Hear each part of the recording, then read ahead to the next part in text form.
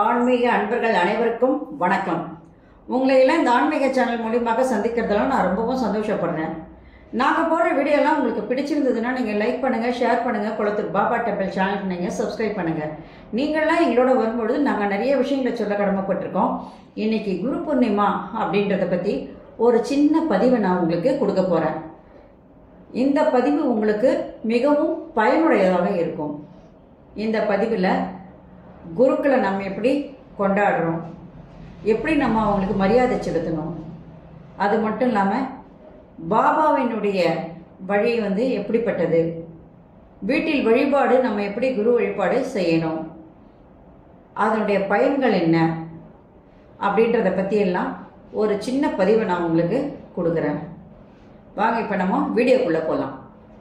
அஞ்ஞான இருள் நீக்குகின்ற குரு பூர்ணிமா நாளில் அனைவருக்கும் குரு அருள் கிடைக்க அனைவரும் அன்று குரு பகவானை வணங்கி தட்சிணாமூர்த்தியை வணங்கணும்.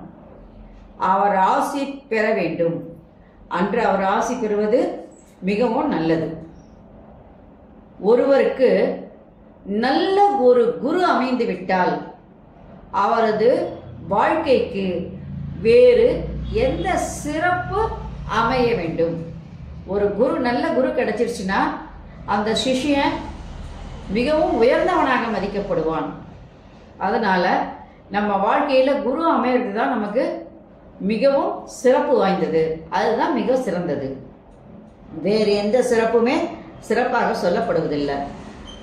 ஆச்சாரியார்கள் குருக்கள் கட்டளைப்படி, ஆச்சாரியாவாக இருந்தாலும் சரி, குருக்களாக இருந்தாலும் சரி, இவர்களின் கட்டளைப்படி நாம் செயல்பட்டால் நம் வாழ்வில் என்றுமே துன்பம் நீங்கி இன்பம் மட்டும்தான் இருக்கும். வேதம் சத்தியத்தை அடிப்படையாக கொண்டது.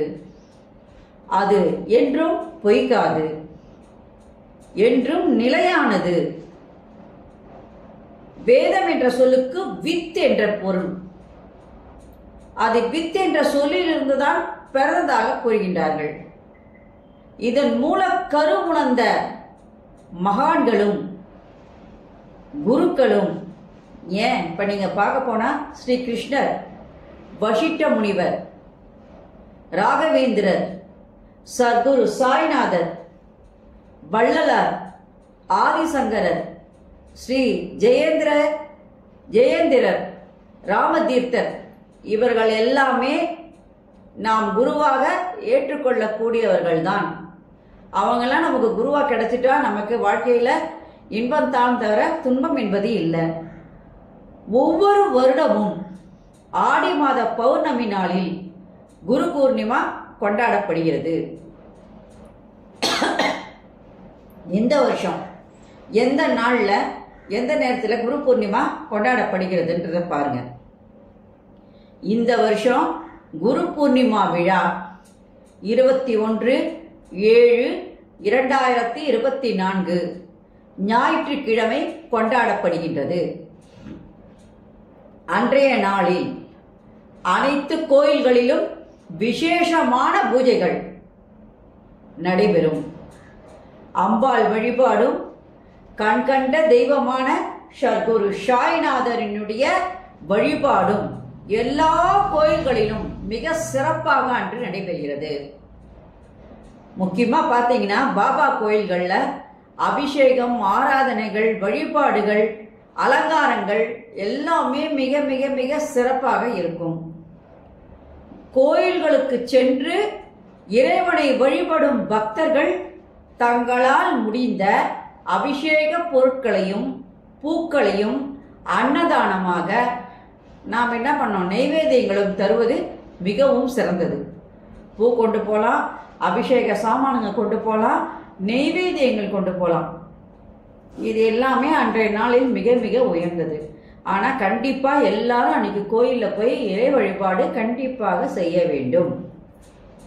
இப்போ பாபாவினுடைய பொன்மொழிகள் அப்படின்னு சொன்னா, எவன் ஒருவன் குருவின் திருவடிகளை பின்பற்றி நடக்கின்றானோ அவனுக்கு வாழ்வில் சகல நலன்களும் கிட்டும். சர்க்குரு சாய்பாபாவின் பொன்மொழியாகும். சர்க்குரு சாய்பாபாவின் திருவடிகளை சரணடைந்தால் நாம் எதை பற்றியும் கவலைப்பட வேண்டியதில்லை. காரணம், அனைத்திற்கும் அவரே பொறுப்பேற்கின்றார். வீட்டில் வழிபடும் முறை என்று சொன்னால், அன்றைய தினம் விரதம் இருந்து வழிபாடு செய்பவர்கள், அதாவது காத்தாலிருந்து சாயங்காலம் வரைக்கும் உபவாசம் இருக்கிறவங்க என்ன பண்ணணும்னு சொல்றேன். காலை முதல் மாலை வரை உபவாசம் நம்ம கண்டிப்பா இருக்கணும், விரதம் இருக்கணும். முதல் நாள் இரவு நீங்க என்ன பண்ணணும்னா பால் பழம் மட்டும் எடுத்துக்கொள்ள வேண்டும்.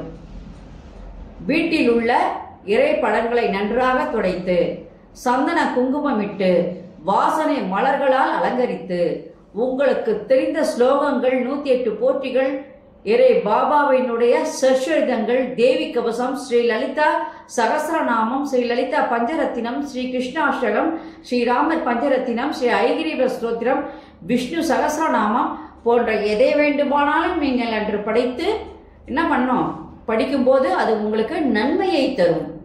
தெரிஞ்சா நீங்க பார்க்காமே கூட இறைவனுக்கு அந்த வழிபாடுகள் எல்லாம் கண்டிப்பா செய்யலாம். சரி, அன்னைக்கு என்ன படையல் போட்டால் நல்லது அப்படின்னு பார்த்தீங்கன்னா, பால் பாயசம், சர்க்கரை பொங்கல் இவற்றோடு பழம், தேங்காய், வெத்தலைப்பாக்கு நைவேத்தியம் படைத்து அது பக்தர்களுக்கு விநியோகம் செய்யறது ரொம்பவும் நல்லது.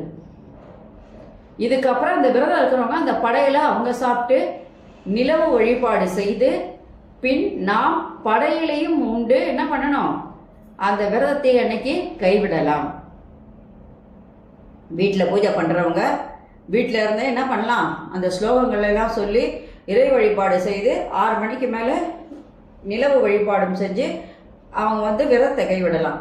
மற்றவங்க கோயிலில் சென்று அந்த வழிபாடுகள்லையும் அந்த விசேஷங்கள்லையும் அவங்க கண்டிப்பாக கலந்துக்கிட்டாங்கன்னா புண்ணியங்கள் நிச்சயமாக அவங்களுக்கு உண்டு. அது மட்டும் இல்லாமல் கோயிலுக்கு போகிறவங்க எல்லாம் கண்டிப்பாக நெய் விளக்கு ஒன்று ஏற்றி வைக்கணும். இல்லை வீட்டில் இருந்து பூஜை பண்ணுறவங்களா இருந்தாலும் அதில் ஒரு வீட்டில் ஒரு நெய் விளக்கு ஏற்றலாம். படிக்கும் மாணவர்கள், வேலை சுமை அதிகம் உள்ளவர்கள், அவங்கெல்லாம் தான் யார் யாருக்கு இது ரொம்பவும் நன்மையை தரும்ன்றத பாருங்க. படிக்கிற மாணவர்கள், வேலை சுமை அதிகம் உள்ளவர்கள், வியாபாரம் சரியாக போகாதவர்கள், குடும்ப பிரச்சனை உள்ளவர்கள், நோய் நொடியில் பாதிக்கப்பட்டவர்கள், அன்றைய இறைப்பு அடிப்பாடு ரொம்ப ரொம்ப ரொம்ப முக்கியமானது.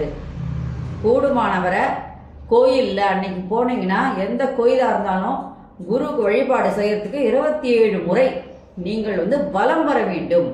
அந்த 27 முறை நீங்கள் வலம் வந்துட்டீங்கன்னா நீங்கள் எது கேட்டாலும் அந்த குருவால் கண்டிப்பாக அன்னைக்கு உங்களுக்கு கண்டிப்பாக அந்த விஷயங்கள் ஈடேறும்.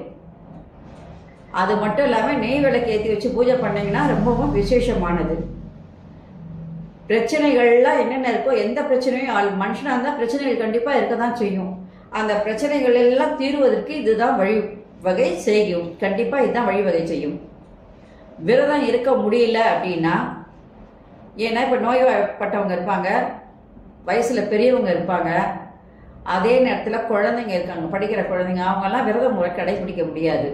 அதுக்கு பதிலாக வீட்டில் யாராவது ஒருத்தர் இருக்கீங்க பெரியவங்கன்னா, நீங்கள் என்ன பண்ணலாம், அவங்களுக்கு பதிலாக நீங்கள் அவங்க ட்ரெஸ்ஸை கொண்டு அந்த கோயிலில் 27 முறை வலம் அவர்களுக்காக விரதம் இருந்து நீங்கள் இறைவனை தொழுதால் அந்த குருவினுடைய ஆசீர்வாதம் நிச்சயமாக உங்களுக்கு அன்னைக்கு கிடைக்கும். அதில் வேண்டிக்கிறது என்னன்னு வேண்டிக்கணும்னா, பிறவாமை வேண்டும், பிறந்தால் உன்னை மறவாமை வேண்டும் என வேண்டுதல் நமக்கு அன்னைக்கு மிக்க நன்மையை தரும். ஓ சாய்ராம். இந்த குரு பூர்ணிமா விழாவை பற்றி ஒரு சின்ன விளக்கத்தை உங்களுக்கு கொடுத்துருக்க. குரு இல்லாமல் நமக்கு படிப்பினையே கிடையாது. ஏன்னா முதல் குருன்னு சொல்லும்போது நமக்கு நம்ம தாய் தான், தாய் தந்தையர் தான் முதல் குரு. அதுக்கப்புறம் அந்த படிப்பினைகள் நமக்கு தொடர்ந்து வந்துகிட்டே இருக்காது. வாழ்நாள் முழுவதுமே நமக்கு படிப்பினைகள் தான். அப்போ அந்த குருவினுடைய வழிபாடு என்பது நமக்கு அனைத்து கஷ்டங்களையும் நீக்கி நன்மை தரக்கூடியதாக அமைகிறது. அதனால அன்றைய பௌர்ணமி மிகவும் சிறப்பு வாய்ந்ததாக அமைகிறது.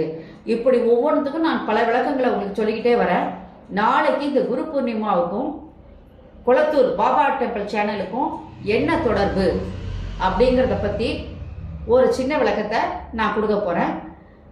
அதை நீங்கள் பார்த்ததுக்கப்புறம் இந்த கோயிலுடைய விசேஷங்கள்லாம் உங்களுக்கு நிச்சயமாக நன்றாக புரியும். நன்றி, வணக்கம். இந்த வீடியோ உங்களுக்கு பிடிச்சிருந்ததுன்னா நீங்கள் லைக் பண்ணுங்கள், ஷேர் பண்ணுங்கள், கொளத்தூர் பாபா டெம்பிள் சேனலுக்கு நீங்கள் சப்ஸ்கிரைப் பண்ணுங்கள்.